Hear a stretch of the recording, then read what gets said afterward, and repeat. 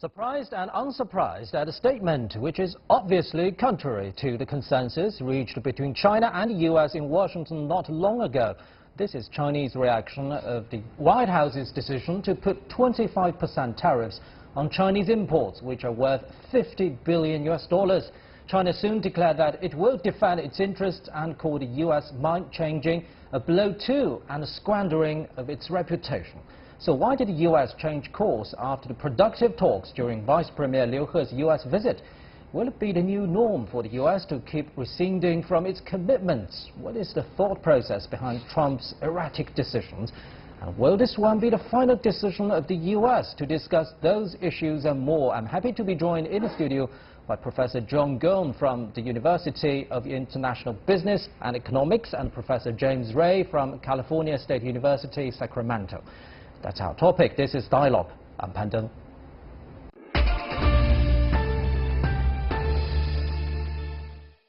So, gentlemen, let's start with the immediate reaction from China's Commerce Ministry. Surprised and unsurprised. What do you make of this unsurprised part, Professor?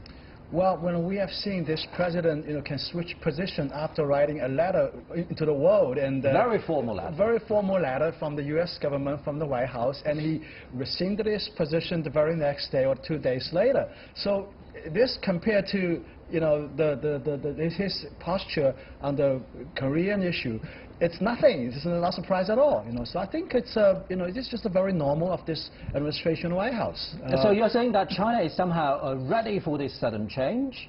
I think that we understand very well that a lot of the details still needs to be worked out. The agreement, the consensus agreement reached during Vice Premier Liu He's visit to Washington D.C. is really an overarching kind of a principal thing. A lot of details have to be worked out and up to negotiation. So I don't think that China is very surprised that U.S. is using this kind of a posture as a bargaining chip, as a negotiation tactic. And I think at the end of the day, I think everything's going to be worked out. What do you make of this, Professor Ray? Do you think it's just simply a negotiating tactic? I do. I don't think President Trump is a strategic thinker. He's a tactician and he's a fighter, and I think his background is business deals. And so I think in every meeting he's going to try to stake out a very hard line or a threatening position, and then when there's some concession he can claim victory to the American public. And so I anticipate this is going to be his mode on all these issues going forward. And I think it's not how diplomacy is done. It's going to be very challenging for other actors to adapt to this constant change and chaos that he seems to thrive in. And let's get back to trade, Professor Gong. We know that a U.S. delegation right now is in China, comprised of about 50 officials from several departments, preparing for Secretary Wilbur Ross's Beijing visit coming up at June the 2nd. So, having witnessed these sudden changes, U-turn of events in recent days, do you think that the upcoming round of talks will happen? Oh, definitely. I think definitely Wilbur Ross is going to come here on Saturday, and I think he said that it's going to be. He said that these tariffs will be imposed and be announced on June 15th. So it still hasn't been announced yet officially. So it will be announced. So I think it is still very much. So it's not a sure thing about the latest change. I doubt it's going to be a sure thing. I think that it's still up to negotiation. I mean, everything is up to negotiation. Many lawsuits are settled on courthouse steps right before the court hearing. So I'm not surprised that these things will be negotiated over and over up until the 11th hour. So I think it meant to strengthen the U.S. negotiation position to help with Wilbur Ross' Beijing visit. But I think there's another thing going on is that there is some resistance in the Senate and the Congress as well regarding Donald Trump's dealing with China. So, for example, on the issue of ZTE, for example, right? And Florida Senator Marco Rubio has introduced a new bill. So all these things also play towards his decision to sort of play hardball right now. So talking about divisions, you mentioned division within Trump's own trade team, Professor Ray. Well, I think there are strong voices traditionally in the Republican Party in favor of free trade. Some of those key advisors resigned several months ago when this trade war commenced. And so I think we're left primarily with a more protectionist team that has a more skeptical view of China and China's model of economic development. And so I think President Trump sometimes is listening to these more hardline voices, and he has lost a lot of the moderating voices, and then has mentioned... Hardline voices from whom? People like Wilbur Ross and Peter Navarro, who are... Lighthizer. Yeah, these are... Yeah, I mean, this is the team. Yeah. You know, Lighthizer used to be the major guy in dealing with Japan, I think in the 1980s, the trade representative dealing with Japan in the 1980s. I mean, in a way, he succeeded in pressuring Japan to open up the market and to cut back Japanese exports of automobiles to the U.S. So I think he's probably using the same kind of tactics this time again. But today it's a very different situation. You know, China's not like Japan. You know, it's an independent country, and the economic interactions between the two countries is really intertwined. I mean, there's a huge business interest here in China by corporate America. It's something like $400 to $500 billion industry here in China. You know, Apple sold 51 iPhones here in China. Starbucks is doing very well in China. GM sold more cars in China than in the U.S. And all these things are not reflected in the trade statistics. You know, but these are all American interests. So, but having said that, you gentlemen just mentioned that there are maybe more hardliners than ever in the decision-making circle. So, do you think China is ready to deal with this new momentum from the U.S., Professor Ray? I think it's taken some time because from President Obama to President Bush and before, there's been a consensus in the U.S. in favor of free trade, disagreeing whether it should be multilateral or bilateral. But this is so radically new. In fact, the first year of office, President Trump kept that consensus, but now he's taken this other approach toward NAFTA, toward free trade, to the TPP, to the WTO, and now directly with China. And so I think it's so out of interest for the U.S. to be pursuing this hard line, and particularly because the economic relationship between the U.S. and China is what alleviates the tensions and the security relationship and the other tensions.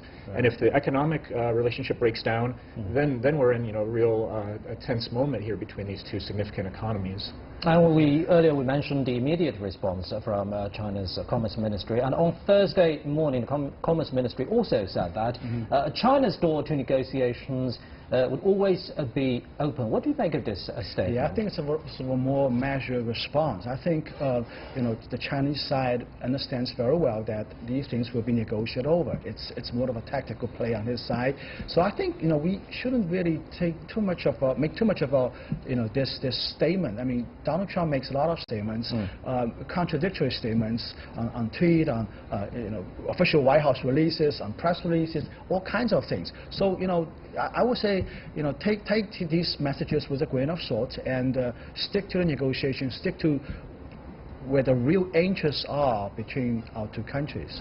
So let's get back to real deeds, as you just mentioned. What would be the focus of the current preparation and the upcoming round of talks between the two countries? Yeah, I think there are a couple of things on the table that China are ready to do. One thing, for example, to lower the tariffs. We're already doing this. We've just announced that the tariffs will be reduced on a lot of commodities and goods.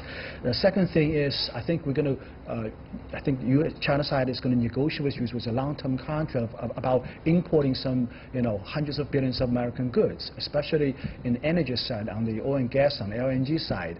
Right now, the U.S. exports of LNG products to China is very constrained by the port facility, storage facility. I think within a year or two, 3 more facilities will be coming over to full capacity, and there will be a lot of imports of that. I think this is one angle that China can make a promise to the U.S. to help alleviating this trade imbalance. And I think in other areas, for example, China is going to increase a lot more imports in areas of medical products and maybe even automobiles. Who knows?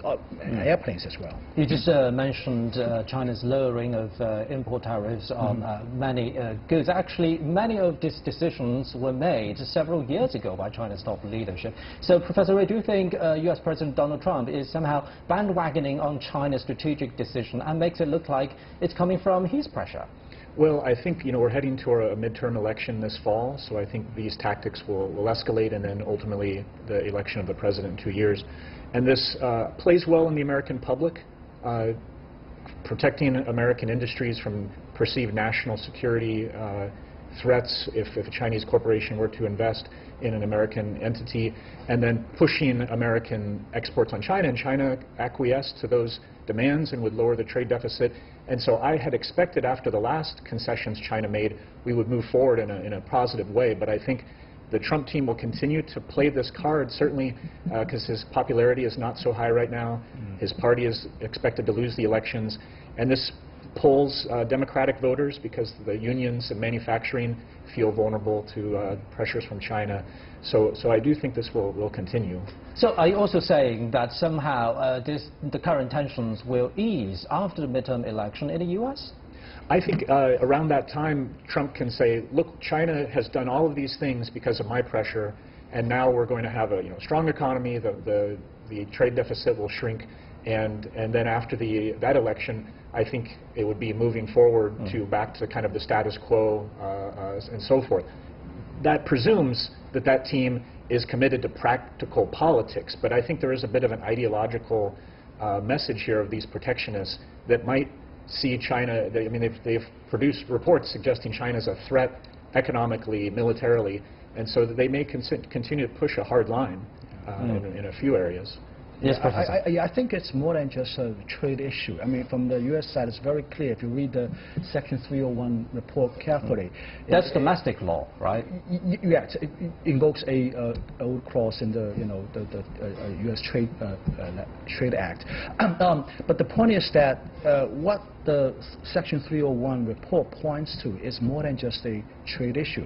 It looks at a lot of those, what they describe as distortionary trade practices. It's really about so-called China's industrial policy, China's state-owned enterprise issue, state aid, alleged China's government's organized effort to acquire foreign companies, which I don't think is really true. That's more about strategy, but decision-making, policy-making. We'll be talking about later in this program. Okay. But when we talk about trade, we need to get back to technicalities. So what do you make of the nature of the current U.S.-China trade row? Is it a structural problem between the two countries? I think the fundamental issue of trade deficit is related to U.S. fiscal deficit. We have this twin deficit problem in this for a long time, given that U.S. currency is a world currency. So it's not surprising that we're going to have some trade surplus with the U.S. If it's not China having trade surplus with the U.S., it's got to be somebody else. So this is a structural problem, not just a specific problem between China and U.S. But I granted the number is pretty large though. We're talking about over $300 billion of trade surplus on China's side. This number is not sustainable, in my opinion, both politically as well as economically. But look at the trade pattern itself. The two economies are fundamentally very complementary towards each other. China's manufacturing is very efficient. U.S. has great agricultural products and energy products, high-end and high-tech products. So the complementarity between the trade is perfect in my opinion. And I think besides that, there are really sort of no fundamental conflicts of interest in many things, other than maybe maybe Taiwan issue is probably the only stumbling block. Even that issue, I think, is importance of that is sort of fading away. Modern military technology is rendering it more and more relevant. But other than that, there are really no. I don't know if you agree with that, James. There are really no fundamental conflict of interest. Two economies are complementary towards each other, and the trade reflects that pattern. Corporate America is doing great in China, and it should be a good picture for both countries. So what do you make of the nature of the current trade row? Well, I agree with Professor Zhong that these are complementary economies, but I believe that this Trump team is very sensitive to the trade deficit, very sensitive to the U.S. debt and the possession of $1 trillion of U.S. treasuries in China, very sensitive to a competition that is perceived to be losing on the American side because of America's limited infrastructure. America's manufacturing is hollowed out. And again, that's a structural problem. American manufacturing is not coming back to the U.S. as much as President Trump would like to try, but it may go to Vietnam or India or Mexico or elsewhere. But did he find a right way to correct those structural problems within the U.S. economy, besides finger-pointing to China? If he had fully committed to his infrastructure plan that was supposed to be this year of a $1 trillion investment plan, he's doing nothing domestically because he's limited politically. So I think foreign policy is the one area he can act. He has advisors that think by talking tough to China, he'll win some concessions that he can show to America and to North Korea. He's banking his whole, I think, re-election that he's going to bring peace to the Korean Peninsula. So he's taking a lot of risks.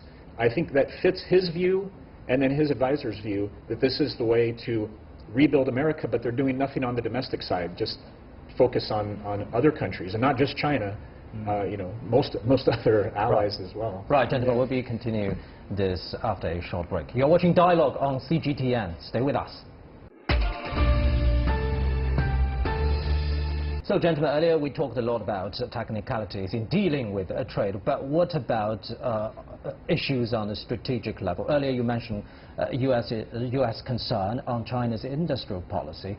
Could you be more specific on that? Yeah, well, I think the real concern from the U.S. side is that they're seeing corporate China and China in general is very fast ascendance in innovation and technological capabilities in a range of fields.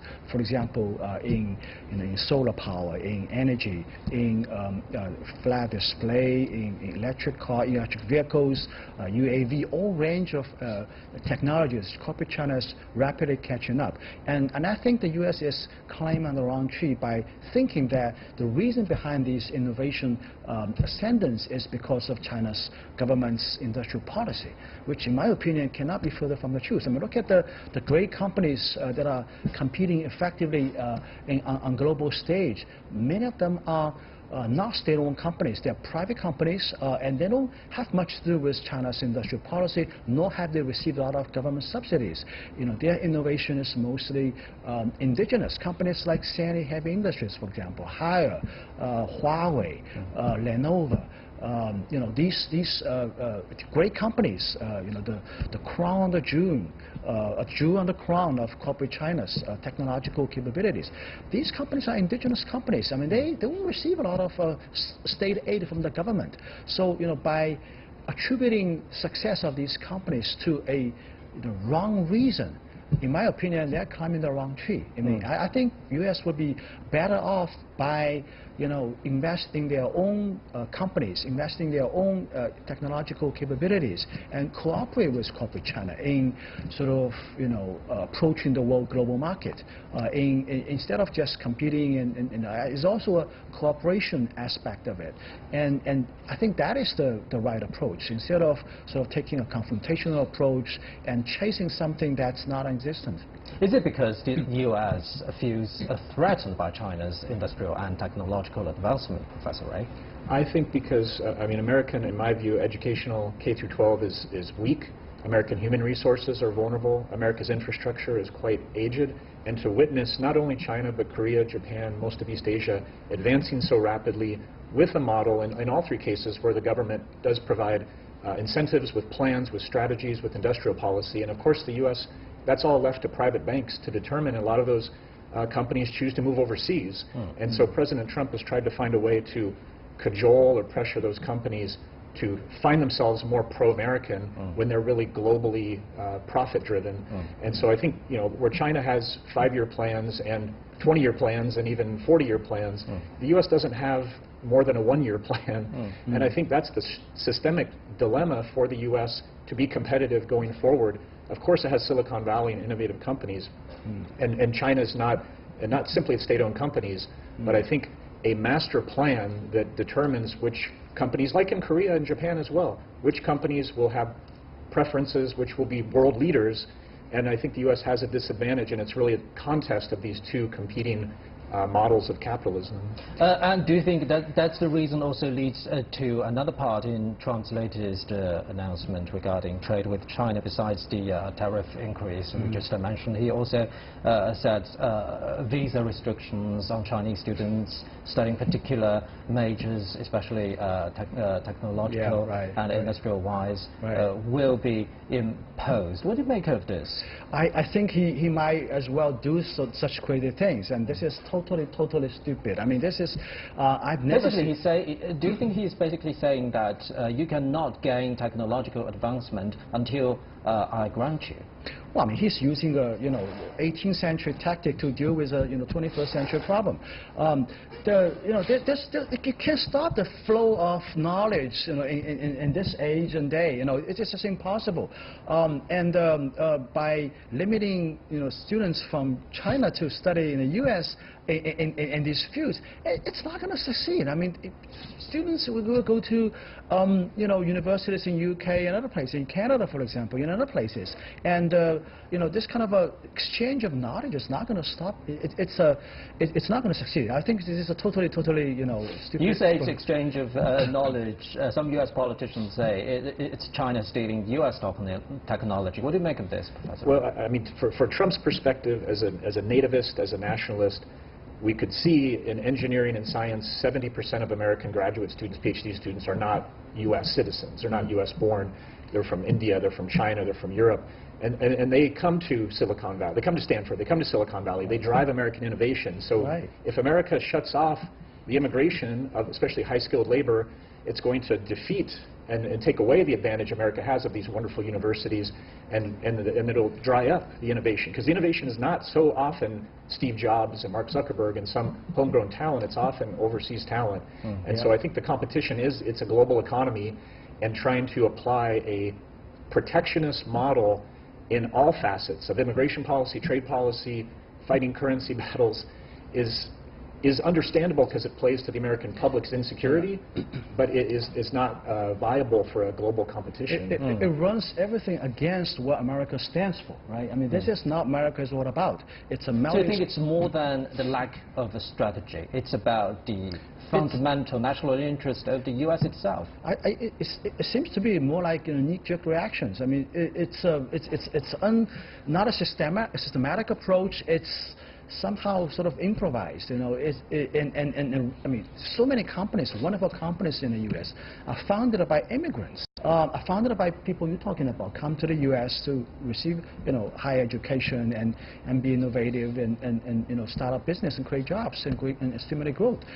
If U.S. is not going to accept students, even though he's doing this, I think domestic universities in China also catch on very fast. Universities like Beijing University, Tsinghua University, they are also investing huge amount of, making huge amount of investment into these cutting-edge science and technologies. And students from all over the world are going to go to these universities. America is going to lose edge by doing something crazy as this. And also, do you think, Professor Ray, the United States national strategy, as President Trump puts it has long been too predictable? Well, I mean, there is the legitimate problem in America of America's working class losing jobs, income inequality is growing, and so this is the attempt to rectify some of these changes, but it's a model that's not going to work in the 21st, 22nd centuries. But I think that's the audience President Trump is playing to in the United States. Those are people who don't travel overseas, who are not working for major corporations, who don't speak foreign languages, who often don't come from international backgrounds. And that's his constituency, and he has some personal sympathy, I think, to this kind of viewpoint. And it appears, I think these are his preferences, but he used to have advisors discouraging this kind of approach because the consensus in America is the future is global, is international, is connecting to the world, and the American ideology is that. But there are voices that are left out in that equation. So do you think the United States will come up with some constructive approaches on the strategic level to deal with this problem? I don't. I think, it's what Hillary Clinton said. There are those who are on the coast who are connected to the globe, and then there are those in the interior of the United States who are disconnected. And America's changing demographically, ethnically. There are those who will be left behind. and how to keep them committed to the path of the nation. America doesn't have the ability to really pull a grand strategy and have the public kind of latch on. It's very divided politically right now. It's very divided. It's going to become more divided as demographics change over the next 20 years. And frankly speaking, the white population will no longer be the majority population in the United States in about 20 years. There's going to be a lot of tensions that we're already seeing because of that factor. There is a sort of national crisis, and I think the Trump nativist position reflects that. But it's only going to accelerate. It's only going to grow this kind of fear that I think exists.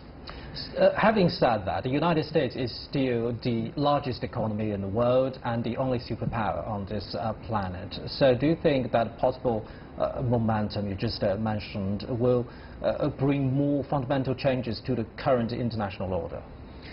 I think, for many countries, it's a welcome change to have China playing a role through the Belt and Road Initiative and the Silk Road and the AIIB. And I think the Europeans are interested and many countries chose to join the AIIB. I think that's, if there is a new model that President Xi Jinping has offered that will be win-win, and it's focused on trade and its respect for country sovereignty, I do think that is a viable model. I think America's not going to be able to sustain global leadership simply by spending on the military. It's going to have to invest domestically and make sure the universities are attractive and make sure it's still a global economy. And so I think these are challenges, but there's no consensus in the U.S. about global leadership. And if there's no consensus, it will be hard to be a global leader. How do you think China should position itself in this changing moment? I think China should stick with its current course. China should keep playing a more active role in the world, in the leadership of the world governance aspect of things, actively participating in international institutions and organizations.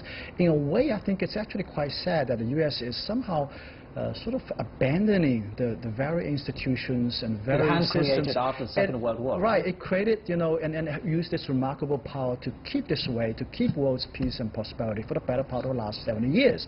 Now it's sort of taking a back seat. It's picking up things that he likes and abandoning things he doesn't like, and this creates tension. It creates tension with its U.S. allies in Europe. It creates tensions with its allies in Asia, and also creates a problem when China sort of step into the space and play a more active role. So this is a kind of a convoluted picture. I don't know very well how it will be sorted out. For example, they're arguing about things that the U.S. basically is putting out, and it's also obstructing nominees of key members of some panels. On other sides, it's actually using the WTO dispute settlement mechanism to advocate advance its own interests. So it's doing two things at the same time. And I think in this way, the credibility of WTO is going to be in question. Other countries will take a look at this situation and see, look, what's the mandate here? What's the authority here, right? So many would be in question. For example, Professor Ray, do you think, very quickly, do you think Trump's unpredictability will be a new norm in U.S. diplomacy?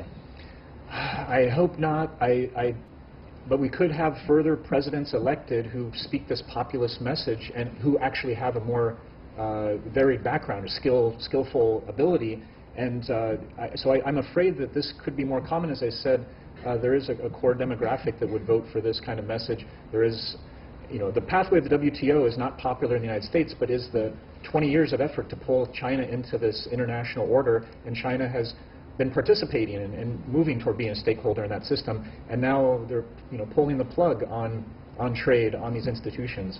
So I think I would not be surprised if this continues in the next election, even if it's a new president.